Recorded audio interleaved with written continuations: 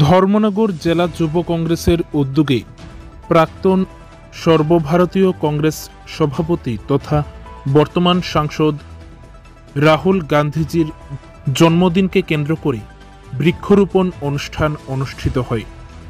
19 June বুধবার দুপুর আনুমানিক 1টা নাগাদ এই অনুষ্ঠানটি অনুষ্ঠিত হয় উত্তর ত্রিপুরা জেলার জেলা সদর ধর্মনগর শহরের কংগ্রেস ভবন প্রাঙ্গণে, যেখানে এই অনুষ্ঠানে উপস্থিত ছিলেন জেলা যুব কংগ্রেসের সভাপতি জাহাঙ্গীর হোসেন, জেলা যুব কংগ্রেসের প্রাক্তন সভাপতি সহ যুব কংগ্রেসের অন্যান্য নেতৃত্বরা।